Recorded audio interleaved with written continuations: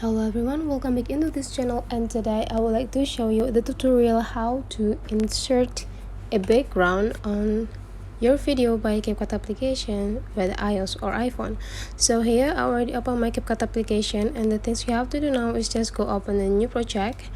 In this new project, I will give you an example from the stock videos that provide by the CapCut application, and I will use a live video, and here I will let you choose the video first that probably I can take. Okay, so here I would like to have this.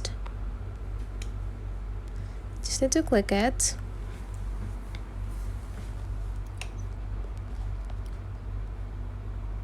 And let's just click done or add. Now I already have this video on my project, and the things that we have to do now before inserting the background, we need to remove the original background of this video. And how to do that is just click the clip, and after that we just need to scroll these tools into the left side until we found a cutout tools, which is these tools, and after just click it. Now we just need to go click and remove background. Now you just need to wait until the process is 100% applied into your video, and the length of the process, it will be depends on the length of the video. So the longer your video, the longer it will be take the time.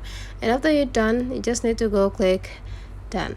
And now how to add the background, you just need to go back or inactivate the clip, and after that you just need to scroll this features on the left side until you found canvas here.